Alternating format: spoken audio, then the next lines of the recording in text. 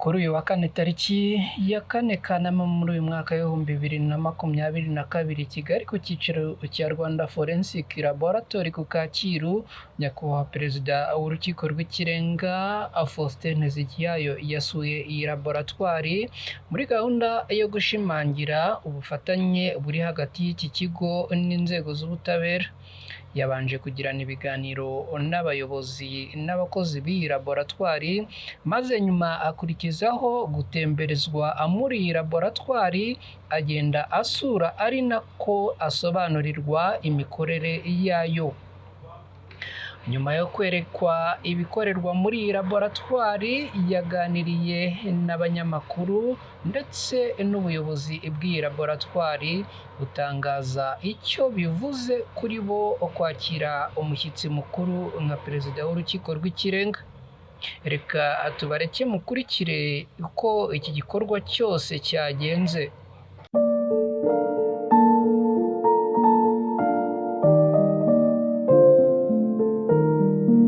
hazaho alert and notification messages kugira ngo si ngombwa yuko amuhamagara ngo areke sinohereje. Hari alert and notification messages uyu mugabo cyangwa se bitwa exhibit officers yo managing exhibit and reports batabona message yuko areke ije bagahita bakora iki babahaye handling.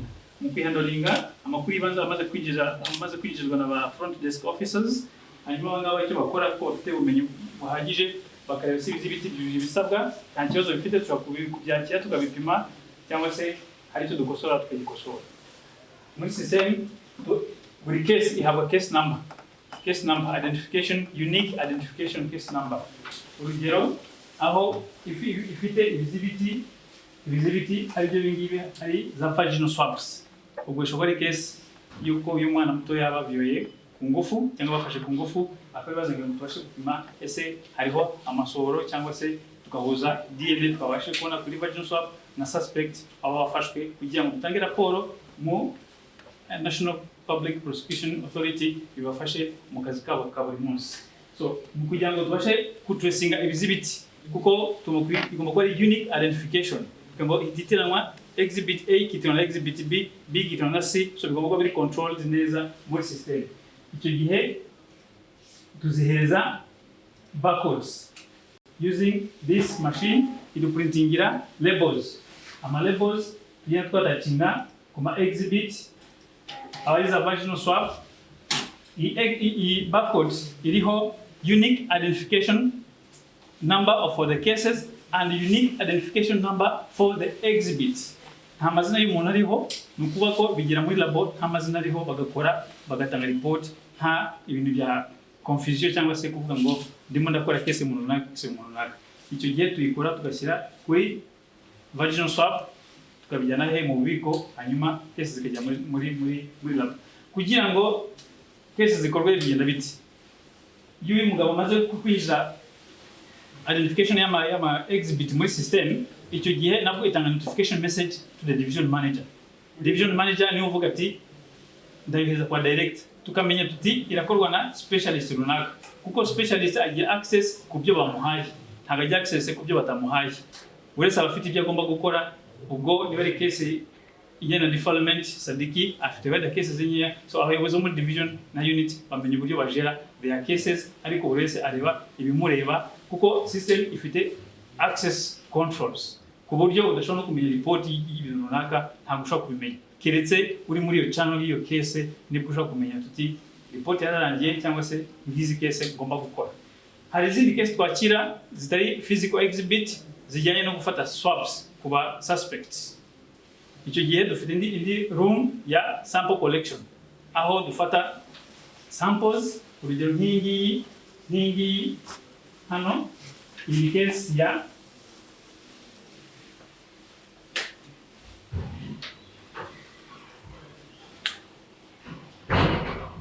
aho dushobora gufata n'amafoto y'abantu yabo twafatiye tugafata amafoto ndetse tukabasha kurelatinga case neza traceability of the case kuri buri muntu neza. Icyo gihe iyo bana barangije akazi kabo kaba karangiye, ariko iki cyumba ni icyumba cy'ingenzi cyane kuko niba ukora distribution of the reports nta muntu wemerewe kwinjiramo udafite uburenganzira ya confidentiality and safety of our reports.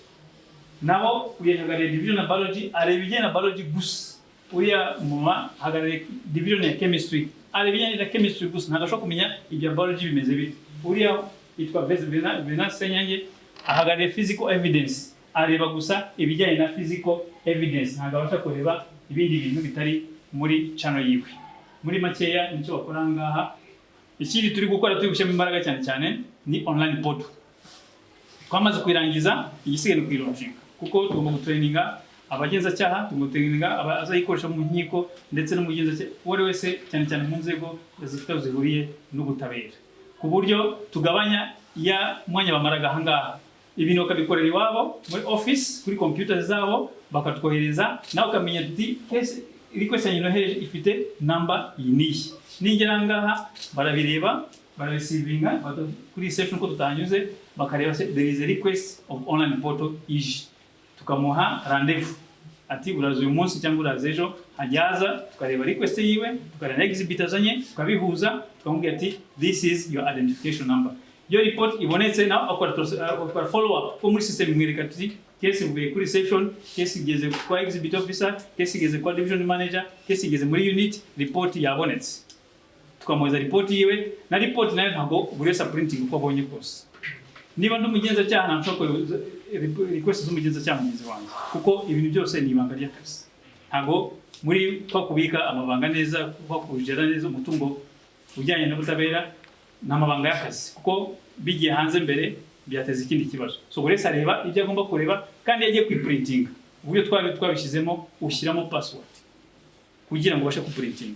Ushobora gusiga machine yanjye nguku ifunguye, wenda ngiye gufata akantu, wowe ukaza kubireba kubona iyo report ya Sadiki, ariko niyo wareba ko report ya Sadiki ntushobora kuyiprinting kuko igusaba password yuko ubasha kuprinting report. So password igomba kuba ari secret, nko dushishikariza password zacu tugomba kuzibika neza kandi ku buryo tudashobora gutanga amakuru ku batari. Muri makeya niho kazana bakora no gukora n'abakiriya neza, tukaba report zabo nko badusabye. Murakoze.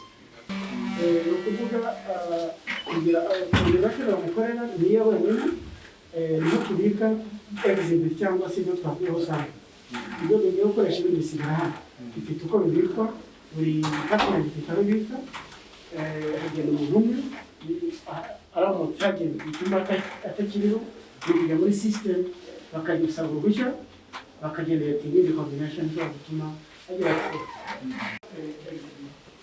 ntabwo bicara bafite nabo system ibyo bagashobora gukorera hariya babikorera muri iyi system, uburyo ntabwo ubwenge bwo gukorerwa n'umushinga cyangwa umugenzacyaha umuherekeje akabisinyira.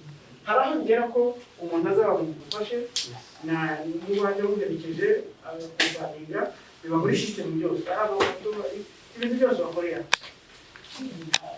kandi bishyiramo kamera kuko ni privacy, ntabwo ngo kureba mu kanwa iki n'ahantu hakomeye. Yes, Honorable Chief Justice, nkuko nababwiye hari ibimenyetso dufata ku bantu. Hari ibyo abagenzacyaha cyangwa se abashinjacyaha bazana physically, ariko hari ibyo dukenera gufata ku bantu, cyane cyane nk'ikesi za defilement, aho batuzanira swate ikariso y'umwana w'umukobwa, amashuka, itapi, ibintu byose babasha kubona kuri crime scene barabituzanira ahangaha. Icyo gihe byakirirwa hariya muri exhibit, ariko iyo bazanye na suspect icyo dukenera kumufatira swab sample. Akenshi dufata bako swab n'amaraso ushobora kuyafata n'ibintu byose ushobora kubifata, ariko tureba ikintu kitari harmful ku muntu, kidufasha kubona reliable result and accurate result. Icyo gihe twebwe dukoresha ni amabwiriza mpuzamahanga, nta kintu twica, dukoresha swabs. Izi swab icyo gihe bamaze kumuregistra inganga, hano dufitemo system abona notification message there is a case for sample collection. Ubwo aloginga in, bakicara hariya n'umugenza cyangwa deja bivuze, tukabikora bose babireba. Icyo dukora dukoresha izi swabs, tugafata bako swab, hanyuma still printing labels kuko bwe mutuje tracing each and every exhibit on a particular case. There is no mix up of samples. You bidufasha to tracing everything. No kumenya duti ngende forensic expert, I have 2 swabs to analyze, not 5 swabs, not any missing swab. So icyo tumaze collecting ntuza samples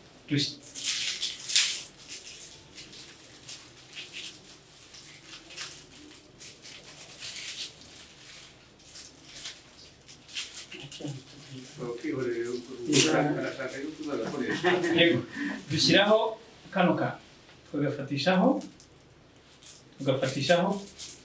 tugashyiraho na seed hejuru kugira ngo igihe cyose izaba tempered tuzabimenye. So iyo tumufatira swabs tumufata na foto n'ifoto kugira ngo tumenye yuko wageze ahangaha tukabishyira muri system. Bicara hariya dufite kamera idufasha gufata amafoto tukayabika ndetse tugafata n'ibikumu byabo. Yaba n'umugenzacyaha tumufata igikumu kugira ngo atazavuga sijye wamuzanye, agafata igikumu cy'umugenzacyaha cyangwa se wamuherekeje ndetse na suspect bombi cyangwa se ari famille baje tukafata samples. Icyo gihe still no muri labo babona yuko there is things and work to do. Muri make hanga ni sample collection, there is no other business happening here. Thank you so much. Nuko mwahereye hariya mwinjira twakira sample zuri kuri reception, twakira sample zuri ahabereye icyaha cyangwa tukakira sample z'abantu bafatiye ahangaha. Dufite sample rero z'amoko abiri bitewe n'uko icyaha cyabaye. Hari sample dufata kugira ngo dukore igereranya turebe, hari na sample ziba zavuye ahabereye icyaha dufata tukazuza n'abakekwa ko bakoze icyaha kugira ngo turebe uko niba aribo bagikoze. Ahangaha ibi byumba bibiri aha niho dukorera raporo. Nyuma y'uko twakiriye sample dutangira process yo gushaka ADN. Process ya mbere tuberaho kuri sample zavuye ahakorewe icyaha tujya muri iki cyumba cya hano. Ni ibimenyetso batuzaniye barakeka ko biriho amaraso bitewe n'icyaha cyakozwe mu bwicanyi cyangwa se mu busambanyi cyangwa se mu gutwara ibintu. Bya bimenyetso turabanza tukareba kuko niba biriho, niba ari amaraso twamara kuyabona tukarikavaringa, then tukaza muri extraction. Hafi ya mbere itangirira muri iki cyumba aho dufata cya kimenyetso batuzaniye. Bashobora kuzana nka jino swab bafashe ku wahohotewe, bashobora kuzana amashuka yakuwe ahabereye icyaha, bashobora kuzana icyuma kiriho amaraso bari gukeka ko bagikoresheje bica victim. Hano dukorera etape ya mbere tugakora extraction twifashisha kariya kamashini kari hariya bita maxwell. Kariya kadufasha kuyungurura ADN yacu tukayitandukanya n'imyanda tuyikoramo extraction. Ariko dukora extraction ya reference sample. Ni sample twafatiye hano ku bakiriya batugari, either ni case ya paternity cyangwa se suspect bazanye, extraction tuyitangira mu cyiciro. Impamvu ntabwo dushobora kubikorera mu byumba bibiri byombi cyangwa ngo tubihuze kugira ngo twirinde any contamination. Yego. How do you avoid you to not mugani mu temporary with the sample? Mwakoze. Ubundi muri laboratoire ya ADN tugomba kwambara icyo bita personal protective equipment. Harimo ibirato, harimo helmet, harimo mask. Ntabwo mask tuzikoresha kubera yakoze kuko n'umubiri tuzikoresha n'ubusanzwe kwambara na gloves. Ukuvuga ngo iyo mvuye mu cyumba ninjiye mu kindi ngomba guhindura gloves kugira ngo ibyo ngiye gukora mbere ngomba kuba safe. Kuri buri payasi usangamo gloves tukazikoresha kugira ngo ibyo bitabatera ibibazo contamination. Quantity ya ADN irimo ishobora gutuma usuzuma ko bitabikurikira. Icyo gihe iyo dusanze ari nkeya ku gipimo cyasabwe twese twitozera aho ngaho. Iyo dusanze ingano ihagije dukorera kuri etape ikurikira. Iyo etape ikurikiyeho ni amplification. Amplification twakongera ingano ya ADN dufite kugira ngo zishobore kuza kubonwa n'imashini itanga ibisubizo hariya. Tuzikora n'izi mashini ebyiri, tugakora hari amasikle cyangwa se ingano ya sikle bitewe na sampiyeri, hari aho dukora 23, hari n'aho dukora 30 kugira ngo ya ngano ya ADN dukeneye ishobore kwinjira. Agomba kuba ari safe kuko uramutse ugiyemo nabi ushobora gukontabiriza imirege bikazatuma byafekinga ibisubizo. Mo hano icyumba ni dafumu kuko yanditseho ntabwo kibona, bishobora yuko dushobora kubona item submit yobuye kuri crime scene. Mu gihe turebesha n'amaso ntidushobore kubona siteri, bituma tukizana ya exhibit tukizanamo hano harimo imuri, hari imashini irimo dukoresha ikoresha imuri, ku buryo iyo haramutse habonetseho siteri yaba amasohoro cyangwa amaraso irareflectinga bitewe n'ibara, ukabona ahantu dushobora kumarika tukaza kuhafata kugira ngo dutangire extraction. Ibyo byose rero iyo tubirangije ni mubibona, izi ni imashini dukoresha. Harimo imashini 3 zose zishobora gupima ADN. Icyo zimaze product tubanye muri amplification turaza tukagirodinga kuri iyi nimwe ifite kapilere 8, iri ifite 24, iri ifite 8. Ubwo no kapilere ijyanye n'umubare wa sound. Niba ari 8 dushobora gukora 8, niba ari 24 dukora 24. Nkaba mbonera no kubabwira tunabasaba iki cyumba kumwakora ubuvugizi muri amashini ziracucitse, ntabwo dufite aho zinyagamburira. Ikindi hari serivisi twagombye kuba dukora ariko tugakora tukirimo laboratoire. Dukora na serivisi yo kureba ADN ku magufa, ariko bitewe na espace zo laboratoire ingana tubikora mu buryo butari professionnel, ku buryo hashobora kuboneka any contamination tukaba dukeneye ko twabona ahandi hantu twakorera. Muturuka kuri reception baberetse iriya laboratory information laboratory streams, iriya yadufashije kugabanya umubare w'amakesi menshi twakira. Wenda urugero nk'uyu munsi twakiriye kesi 12, idufasha kuzimanaginga kandi igatuma n'akazi kihuta. Tugitangira twakoreshaga iminsi 49 kugira ngo twatanze ibisubizo, ariko bitewe na RIMS igihe cyaragabanutse ku buryo ku minsi 7 twabashije gutanga ibisubizo. Tukabona rero mu bijyanye n'ubutabera laboratoire igira contribution itanga ibimenyetso byinshi bishingirwaho kugira ngo mfate. Asante Nyakubahwa Chief Justice, hano ni muri toxicology and blood alcohol unit. Ibintu dukora ni ibijyanye n'ibyo gusapotinga amatoxins y'abantu bapfuye kugira ngo tumenye icyaba cyishe umuntu. Unit ni supporting. Ikindi dukora ni ukureba drug of abuse, kureba abantu bakoresha ibiyobyabwenge. Iyo umuntu bamususpectinga gukoresha ibiyobyabwenge, alcohol nyinshi, niba tuvuye umuntu wafashwe atwaye imodoka akaba suspected kuba under influence of alcohol, aha ngaha turasistinga alcohol. Uko tugenda rero hano twakira muri iki cyumba harengeramo bakeya kubera ko harimo activité zirandogoye. Ni gufata y'amaraso tugakora kuri bya bintu twekeza separatinga n'amaraso bigasigara muri kanga cy'akaranga hariya. Rero ni mpamvu twita erosion ni kuramo noneho kabisigarana neza bimeze neza cyo kugendekinga muri machine. Ibyo sample yacu twatanga sample preparation. Ariko muri ubwo buryo bwose murabona hakurya hariya harimo sample zirimo turazumuza dukoresheje iyi mashini. Iyi mashini ni nitrogen generator yiproducinga nitrogen iboreka mu mwuka usanzwe duhumeka, ariko igafacilitatinga mu kubuza. Kariya kamashini kari hariya muri akarakara temperature yazamutse kuri 40. Hanyuma nitrogen ni gaze irazanyura muri system hano tukafungura, none igakomeza hariya. Uko ijyamo hariya niko byoroha kumuka, hanyuma bikumuka ku buryo bwihuse igasigaranamo hafi gusa ukabona nta kintu kirimo. Nyuma yazo twita reconstitution kuba niba twamaze kumuza. Impamvu barakumuza ni kugira ngo ibintu byari bikeya bibanzemo hariya bibanzemo bivemo dusigarane ibya tutabyiga, hanyuma twongeremo akandi kantu gakeya, ariko tugafasha kugabaneza kuri mashini. Mu by'ukuri niyo tugukoramo ahangaha ntabwo dukora ahangaha. Iyo tumaze kubona sample yo kujya kuri mashini y'igihangano indani iba ikura umwuka wose, ku buryo ibintu niyo byaba binuka. Ubu ngubu ibintu biri kumuka iyo turi gukoreramo ahangaha mashini irabisakinga bizamura hejuru, ariko abishyize muri filtre ku buryo biramutse isohoye umwuka hanze nta muntu ushobora kwangiza.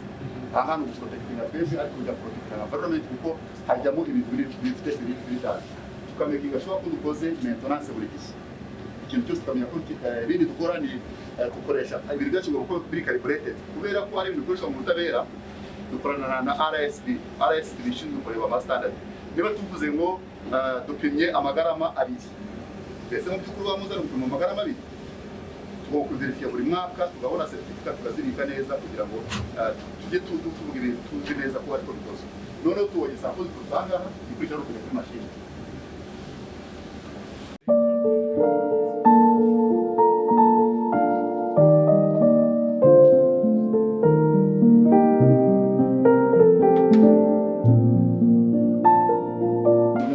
separasibe gutandukanye chromatography buri chromatography gutandukanye harimo column n'akagozi kazinze ukuntu ariko gafite metero 30 uko bameze mahanga bigenda bite ni ukuvuga ukafata urugero mu buzima busanzwe ufate twese twaye imodoka mu muhanda w'ibitaka ariko ngiye ntwaye ikamyo mugenzi wanjye hari yatwaye ivatiri undi atwaye igare undi atwaye moto umuhanda w'ibitaka iyo tugezemo umuhanda mubi twese turavuduka ariko kuvuduka kubera uburyo umuhanda umeze ntabwo tugenda kimwe abashobora gusiga abandi bitewe n'uko umuhanda umeze naho ngaho niko bigenda rero bya bikoherejemo bigenda bisiganwa bitewe n'ubunini bwa molekile hanyuma kimwe gisigaye kigiye mbere mashini ikakibona mbere iyo kibonye mbere hazamuka akantu kameze nka gutya akantu kazamuka akangaka ni agapiki akazamutse bwa mbere niko dukoraho interpretation tukavuga aka ngaka ni agati noneho ku rugero duhere hariya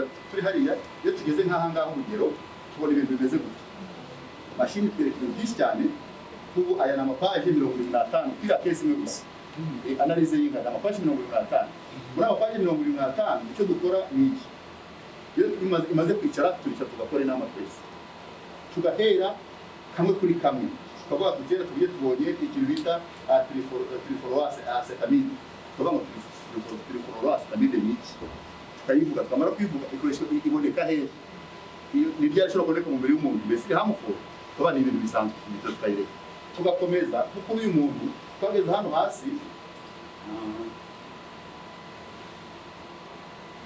hano muri uyu muntu dusanga harimo ikintu cyitwa morphine ngiyi hano irongeye twereka ko harimo codeine turavuga ngo mbese ni ryari umuntu ashobora kubonekamo codeine mu mubiri we na morphine icyo gihe tujya muri shimi isanzwe yo mu ishuri iyo umuntu akoresha ibiyobyabwenge nka heroine hari icyo bita metabolites metabolites ya heroine harimo morphine niyo bita 60 acetyl morphine ariko umuntu wabaswe n'ibiyobyabwenge usangamo codeine tubonyemo codeine tubonyemo morphine ribira avuga ko umuntu yari imbata y'ibiyobyabwenge yarafashe arabimira ubu tugiye kwemeza ko uyu muntu akoresha heroine kandi twayibonye none igisigaye rwa mu besi kandi mu mubiri w'umuntu ishobora kwica ubwo aho ngaho n'interpretation ntabwo tuvuga ngo ishobora kwica ariko ntabwo tuvuga ngo niyo yamwishe kubera ko tugiye guca urubanza icyo gihe muri interpretation scientifique ntabwo tuvuga igitekerezo scientifique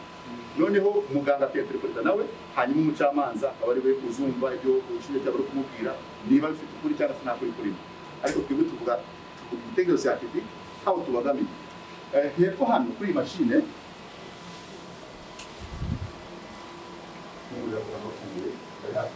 iyi mashine iyo dukoresha dupima inzoga uburyo wa muntu twatetse ko akoresha inzoga traffic police yamufashe koresha iriya kotese y'umuhanda arangije aravuga ati ngewe nta nzoga nkoresha mwambeshe nubwo aba ari byo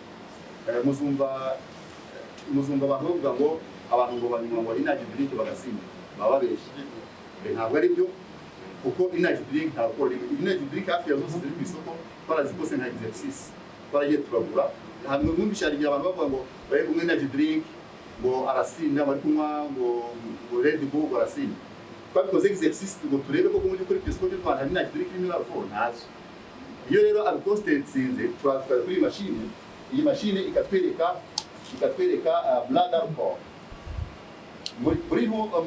muri mashine hasohokamo amakuru atandukanye nk'urugero rwa itano na rukoro inyobwa ariko ifite urugero igomba kunyobwa urugero iyo umuntu afite 0.08 gram per gram par 100 milliliters, 30 grams per cent, ntawe wemerewe gutwara imodoka.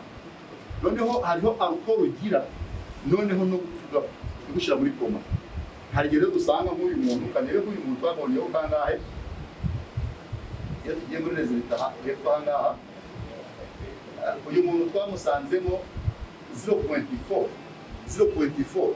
ni ukuvuga uyu nguyu ufashe 0.4 ukagabanya 0.08 zazindi z'uburyo gutwara imodoka, uyu nguyu ahita ajya muri koma. Kuba rero yapfuye afite inzoga zingana gutya mu mubiri we, ntabwo ibingibi bitandukanye n'urupfu. Aha ngaha hari kuri blood alcohol. Iyi mashini yo hepfo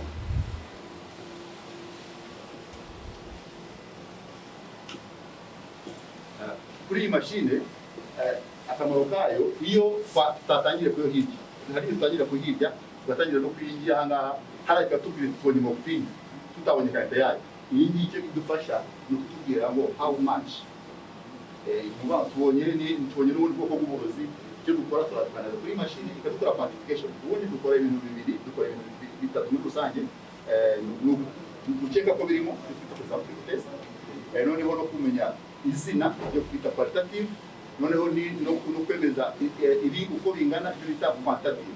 Iyi ngiyi ni quantitative, niba tubonye imeze gutya, iki gihagarariye iki, ingana gutya, hanyuma tukicira tukabamo bihagarika ingana gutya, mbese iyi quantité yake kimwe.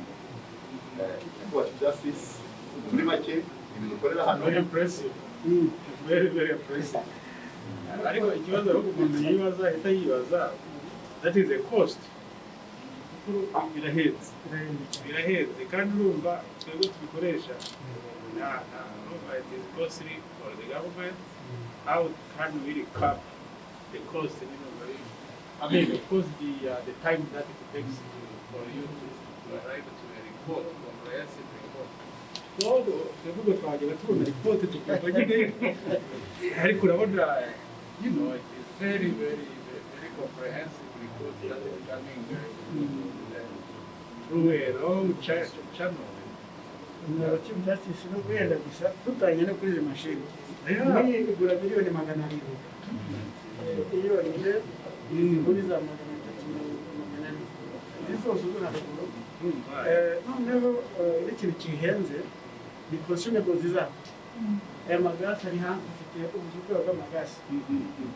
Imishora hariyo tujye kugurira rikurshoninga nta bombo nimwe mwisaha imwe gusa ya agod kandi ihenze cyane. Minerals kugira ngo tumenye abantu bishwe n'amarozi. Hari amarozi yari ku isoko muri iki gihe ariko arimo za chromium na arsenic, ibyo bita science kira, uburyo ushobora kuba waruze ukazapfa ubona imisatsi gushiraho, ubona amagufwa vunagurika. Ibyo rero Ahora no me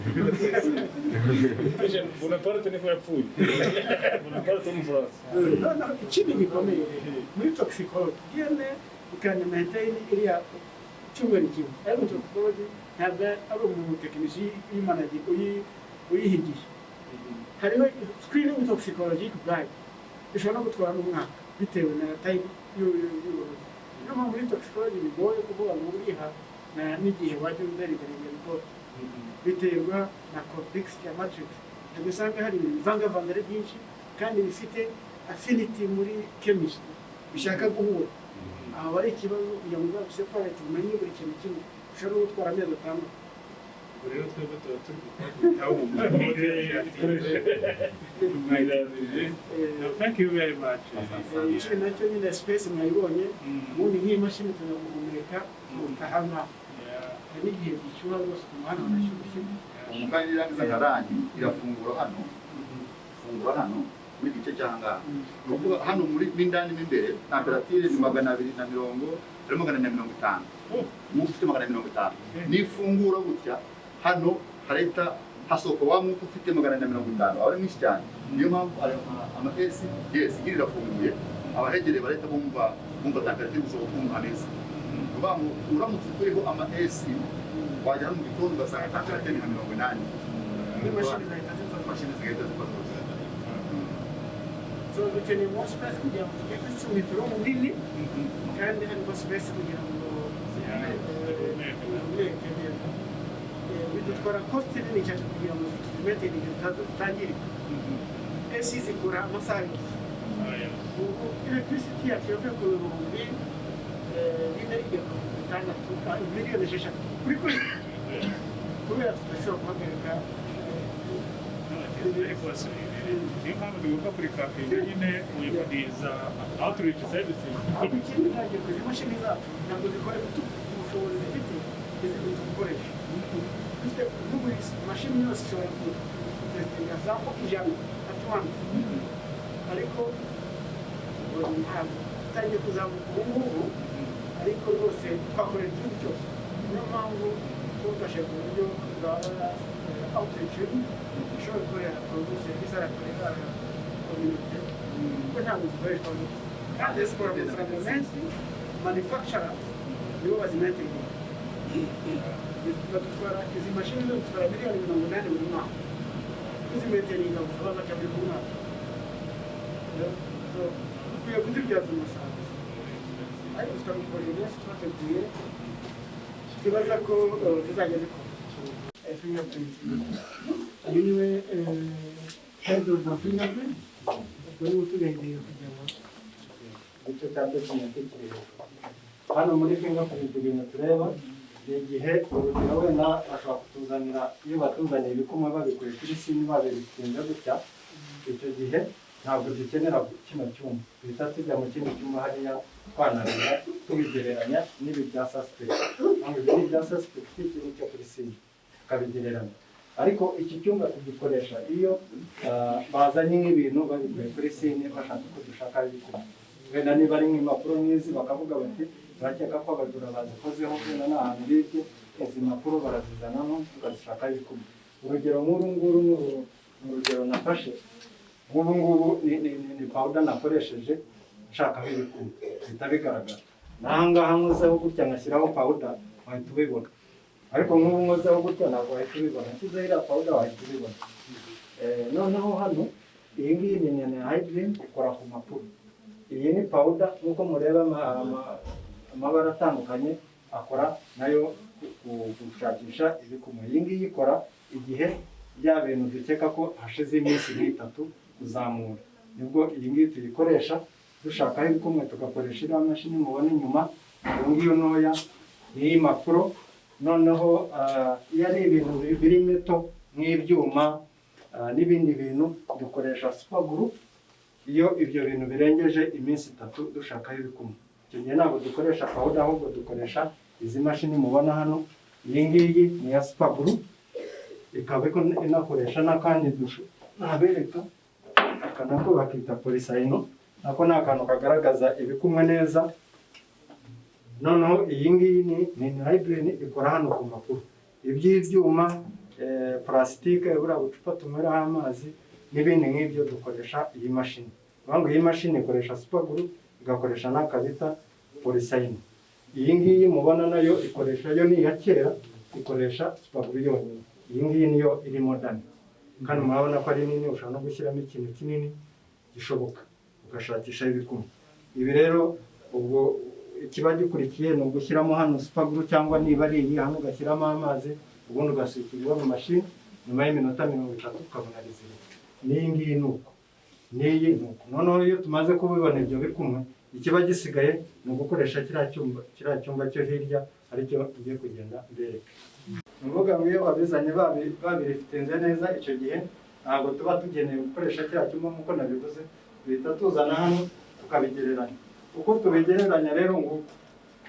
ni ukuvuga ngo hano dufite iyi AFIS automated fingerprint identification system iyi ngiyi icyo dukora niba bazanye kino gikumwe cya suspect ni iki noneho dufite n'icyo kuri sini ndahana gifashije ngo dukoresha scanner iyi ni scanninga impapuro izi z'ibikumwe cyangwa se izo bafatiye ibikumwe kuri sini turascanninga tukohereza hano muri database iyi tukaba dufite n'indi scanner hano iyi ngiyi ni live scan ngo bashaka kuzana umuntu batamufatiye ibikumwe ku mpapuro nk'uko mubibona ahubwo tukafata ibikumwe bye dukoresheje iyi scan live scan nayo igahita ibyohereza hano muri database ubundi iyi mashini y'ubwayo irabigereranya mu buryo buri automatic. Hano nibyo ndimo mbereka.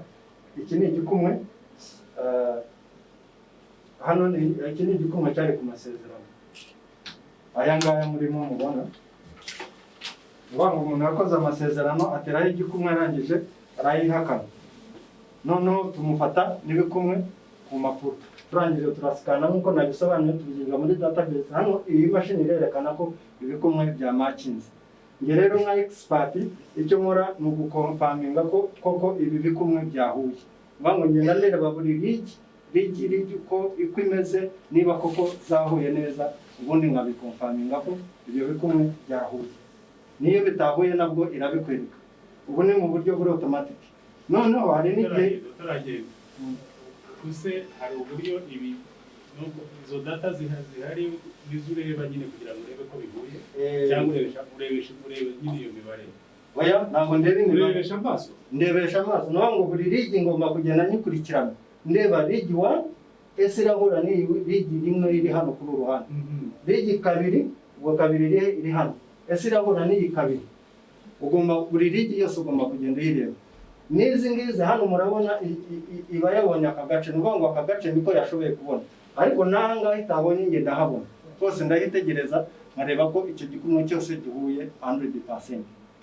Impamvu yo hano itahabonye nuko nyine ngo uwakoze iyi mashini hari uburyo yayikoze nyine, ngo hari ishusho y'ibikumwe yayihaye.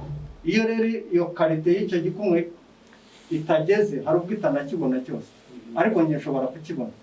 Hari n'ubwo aka gace hose iki gikumwe itakibona. Iyo itakibonye rero njye mba nyibona. Icyo gihe nibwo nifashishije iriya mashini mubona inyuma yanjye. Iyi ngiyi nyikoresha mu buryo buri mani, ngira ngo murimo murabibona. Aha ngaha njye nankoresha utu tuntu makinga izi ni rigezi. Nabereka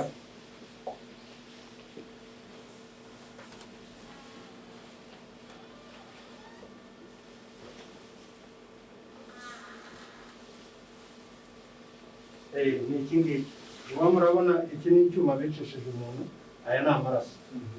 Ariko ibi kumwe urabona ko tubibona. Ibi rero ushaka kubishyira muri iriya mashini ntibibona, ariko ngiye iyo mbibona nza kuri iyi mashini n'ubundi nkabigererana. Tuvuga ngo ni urugero rwiza. Hano murabona iki ni igikumwe cyavuye kuri sine. Iki gikumwe iyi mashini ushaka kutakibona, ariko njye ndakibona. Icyo gihe nza kuri iyi mashini nkabikora mu buryo buri mani. Tuvuga ngo uru ni urugero rwa mani, uru ni urugero ruri automatic. None iyo turangije information nibwo nta kindi tuba dusigaje ni report tuyikorera hano muri RMG nk'uko muyibona.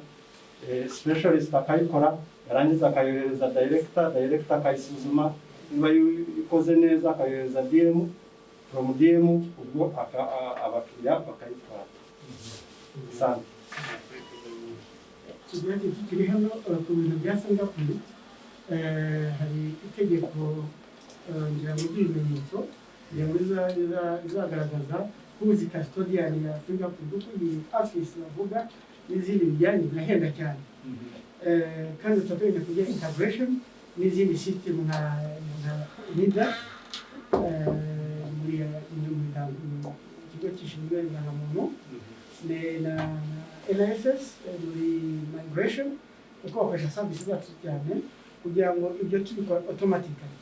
Ariko itegeko aho rizaba niba ari RFL bayishinzwe zo kugira data bank y'igihugu yose, kuko dukwiye kugira data bank y'igihugu y'ibikumwe kugira ngo habaye crime tumenye tujye muri system tutabonye na suspect tugahita tumenya atari ngo iyi office tugiye gushyira ubwo bitwemereye twagira scan ya iris na face n'ibikumwe, uburyo aho nta crime yashobora kuboneka idashobora kuba identified.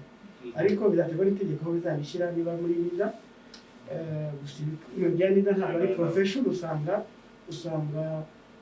bitujuje ibyangombwa kuko ntibafite expert.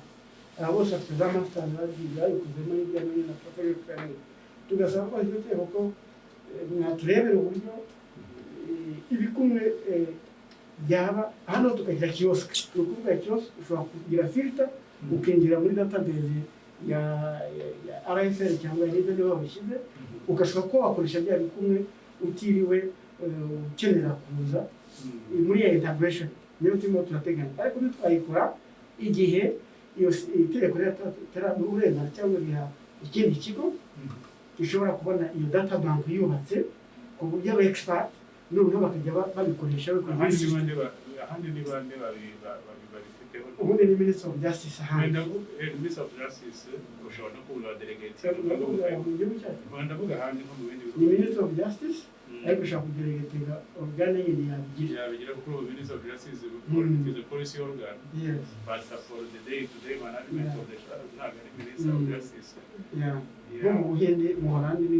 Minister of Justice ifite special Director of Forensic Science mu Buhinde ariko muri integration abakoresha service cyose bakajya bagira filter bakabita kiosk ukajya uvoma icyo ushaka amakuru ushaka yose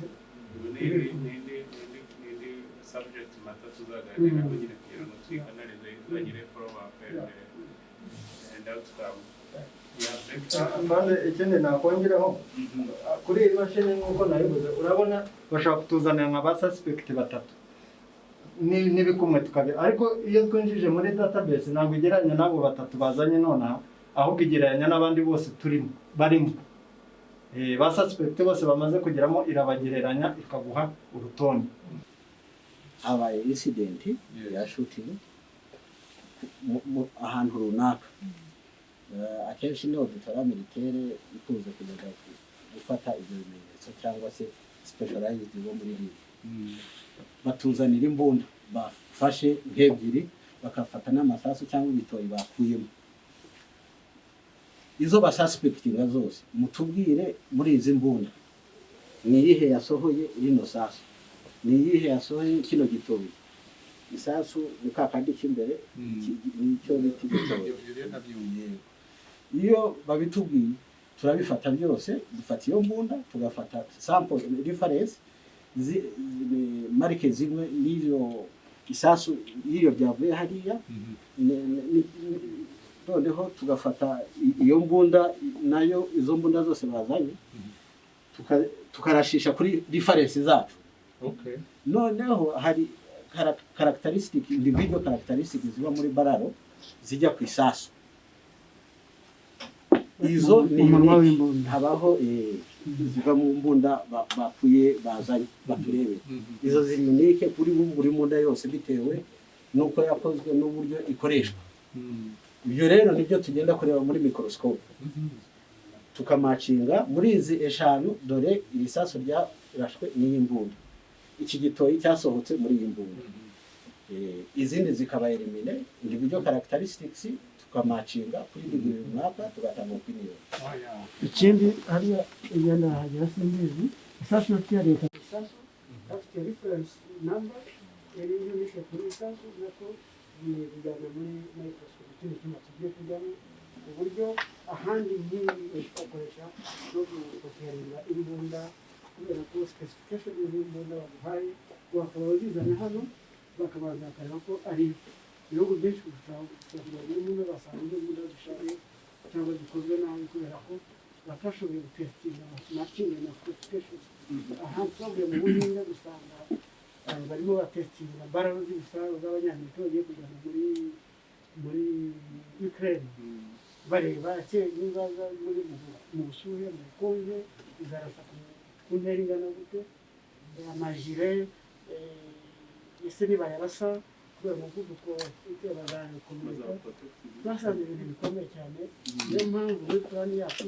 ubwo turakorana n'Abahinde nitubona new site izagira firing range nini ku buryo uzashobora kujya gutestinga n'izindi mbunda n'ibifaro bijya muri iyo mission batubwire niba umuntu niwe wavuganaga n'uyu ni aba bombi bavuganaga cyangwa se iki kimenyetso kirahimbye ntabwo ari genuine so twebwe hano icyo tureba CCTV tukareba niba hatabaho dilation nta cyakuweho nta cyongeweho cyangwa nta manipulation yabayeho yes tukareba noneho na speaker identification niyo mwaba muri sare hano muganira ushobora gukuramo uyu muntu niwe wavuze bino uyu niwe wavuze batuzaniye mase yose turidentifying the real person. Yego. Perezida kuko urabona such problem turazifite uburyo buhoraho nyine abantu bihakana ndavuga ati ngewe ntabwo ari ngewe ari amajwi ntabwo ari ayanjye you can testify bakatwigarika rwose ndavuga ati ntabwo ari ngewe urumva rero no we have yari ari kudusobanurira nyine ibintu by'amajwi ukuntu bashobora no kuba twese twavuze twakunda abantu bihakana amajwi yabo noneho bo bakayohereza sample dufite bo bakayaye bakavuga ati no uyu nguyu niwe wavuze ibi ngibi nyine abandi bakabaisoletinga bavuga ati ntabwo ari so urumva it is very important ko abantu bajyaga bihakana ngo no cyangwa katubwira ngo hari ibintu bongeyemo kandi aribo babikoze nyine now we know that we can commend the report on that. Yeah, thank you.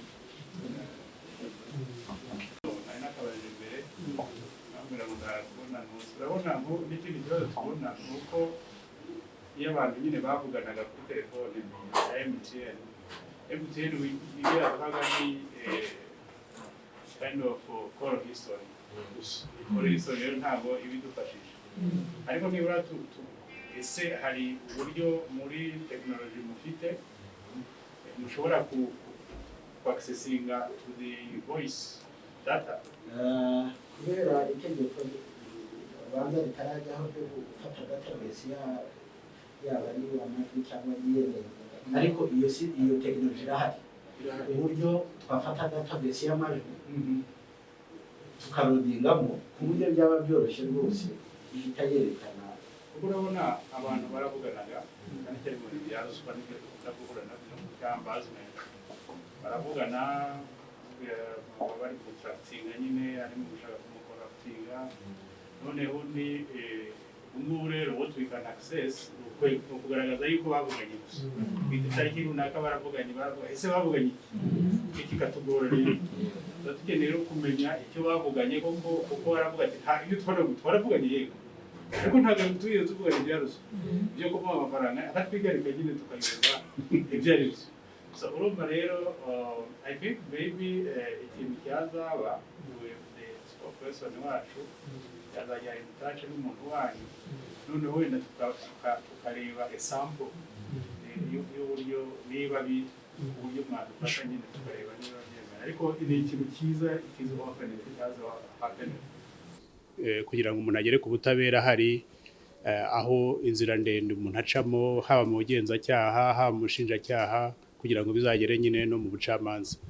Icyo rero nicyo cya mbere. Noneho ku byerekeranye by'umwihariko urwego rw'ubucamanza biragaragara yuko Rwanda Forensic Laboratory ifite ubumenyi buhambaye buri hejuru ku buryo ubu ngubu nta gushidikanya yuko ibimenyetso tuba twabasabye ngo baturebere aba ari ibimenyetso koko bigaragaza ikoranabuhanga bafite.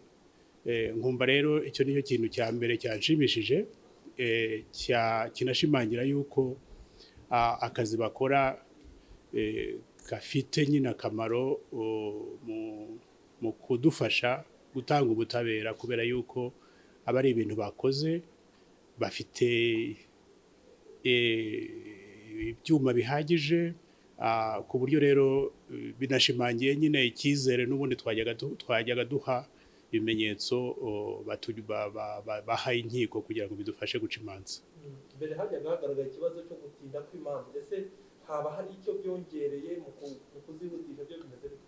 Iyo tubitabaje baduha za raporo ku buryo mu gihe giciriritse kiboneye, ku buryo rero ntabwo twavuga yuko bidutinza mu guca imanza, ahubwo bifasha nyine mu kwihutisha imanza kubera yuko iyo ibimenyetso bigaragaye ahasigaye ni ukugira ngo umuntu abihuze n'ibyo amategeko ateganya noneho utanga ubutabera. Aho bageze harashimishije, ariko nk'uko mubizi u Rwanda ntabwo tuvuga ngo aho tugeze, ahubwo tuba tureba imbere tukareba mu rwego rw'igihugu, mu rwego rw'akarere ariko no mu rwego rw'isi. Bafite imigambi rero kandi iyo migambi ari ngewe nk'ukuriye urwego rw'ubucamanza, ari na Minisiteri y'Ubutabera ikuriye iki kigo, hari n'izindi n'abandi bakorana nabo, twese tuzajya buri gihe tuvuga ibihakorerwa, ariko nanone tunaganira uburyo iki kigo cyatera imbere nyine noneho kikanarenga n'imipaka, kubera yuko nk'uko umuyobozi mukuru wacyo yabivuze, bafite n'ubusabe bw'ibihugu byinshi bwifuza yuko bajya babafasha mu guhugura abakozi babo kugira ngo nabo bashobore gutera imbere muri ubu buryo gushaka ibimenyetso mu rwego rw'ubucamanza, ariko ibimenyetso bikoranye ubuhanga. Urumva rero icyo wavugaga ni inzira nziza kandi igomba kugerwaho kugira ngo serivisi batanga hano ikomeye inashobore no gutangwa no ku bandi bayifuza bari mu bindi bihugu.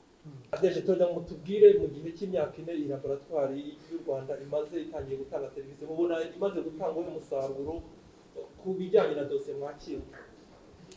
Bakoze kuva iyi laboratoire yafunguye imiryango mu kwa gatatu ku 2018 imaze gutanga umusaruro ukomeye cyane.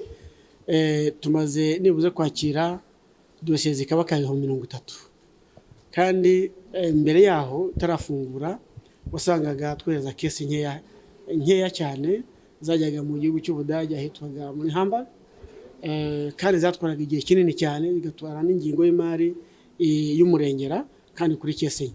Ubu rero uyu munsi kubona twarashoboye kubikorera hano, laboratoire yatanze umusanzu ukomeye ku butabera bw'u Rwanda. Kuri dosiye se mwakira higanjemo ibihe byaha, none natubwiye no kuri iyo ngengo y'imari ibigeranyije yagabanutse ku ruhe rwego ku bizamini byoherezwaga hanze. Icya mbere nashaka kukubwira nuko urebye nka ku ngengo y'imari, ikintu kigorana cyane nubwo ntavuga amafaranga yagendaga buri mwaka, ni transport y'amayeshantiyo yo mu maraso, inkari n'ibindi, kuko bavuga ko ari echantiyo cyangwa sample at high risk. Bivuga iki?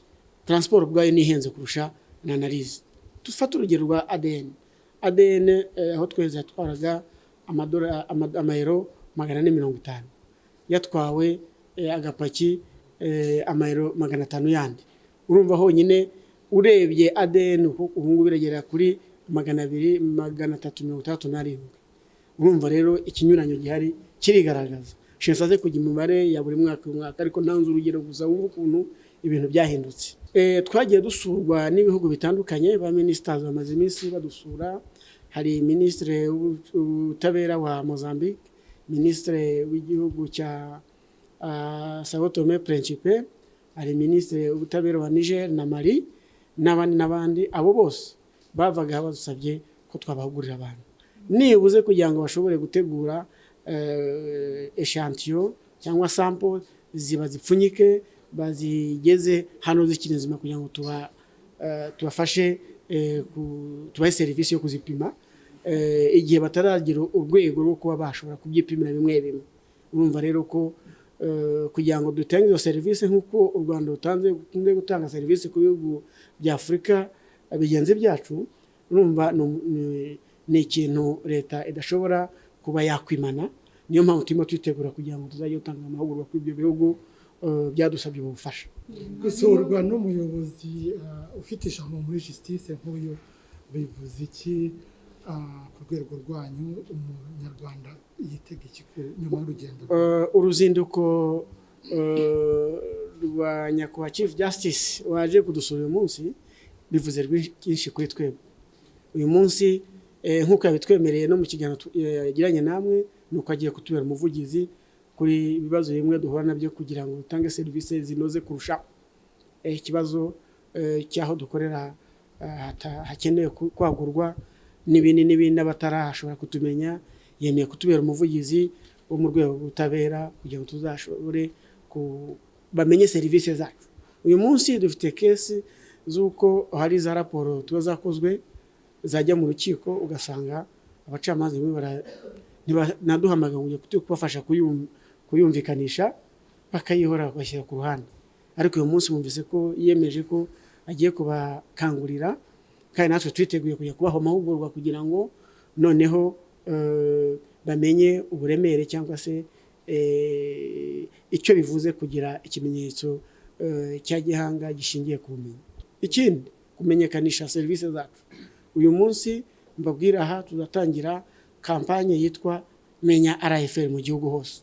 Izatangiye ku bayobozi b'igihugu bakuru kugeza ku muturage uri mu kagari hasi. Izo gahunda tuzabararika tujyanemo ko murafatanya ibikorwa dusanzwe dukorana, ariko kuvana ku itariki 16 z'ukwa munani iyo gahunda iratangira. Ubwo rero twe twishimiye kugira ngo tumenyekanishe serivisi z'ikigo RFL.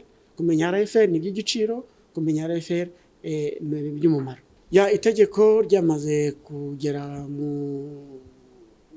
muri guverinoma kugira ngo bayisuzume, turindiriye ikizavamo, ariko ryarenze twebwe rirenga reform, urumva bisigaye kwifataho umwanzuro. Impamvu nyamukuru yo kugira ngo iryo tegeko ribeho tube Forensic Institute, ubundi ibigo byose bikora umwuga nk'uyu nguyu, akazi nk'aka bizamuka biri ku rwego ruto, akalaboratoire gato bikagera forensic lab nk'aho tugeze, noneho mukazamuka kugira na institute kugira ngo mugire ishami noneho kujya ritanga amahugurwa, mushobore kuba mwanatanga na certificate yemewe. Byongeye bifasha byinshi. Cyambere bifasha kujya mu ruhando rwa Forensic Institute zikundi kwisi. Hariho association ya Forensic Institute kwisi, aho bahana amakuru bari ku rwego rumwe. Ikindi bituma ujya ku kindi gipimo, kuko mukomezamo muhana amakuru mukajya no ku kindi ntera. Ikindi cya kabiri nuko muba mwemerewe no kuba mwatanga na certificate iri academic, kuko muri institute ishobora cyane training y'umwaka amezi 9, ariko ntushobora gutanga certificate kuko utabyemerewe ukiri lab. Iyi laboratwari yashyizweho tariki ya 15 Ukwakira mu mwaka w'ibihumbi 2016, itahwa ku mugaragaro mu mwaka w'ibihumbi 2018. Ifatwa nk'inyongera mu rwego rwo gutanga ibimenyetso byakwifashishwa mu bucamanza, nko gutanga ibizamini bya ADN, kwerekana ukuri kw'inyandiko, gupima umurambo wapfuye hagamijwe kugaragaza icyawishe n'ibindi. Reka tubashimire mwese aba akomeje kubana natwe ku Ibendera TV. Turabibutsa gukora subscribe kuri channel yacu no gusangiza abandi izi nkuru tubagezaho, tugamije kugeza amakuru kuri benshi. Nitwa na Christine Hirushwa, mugira amahoro.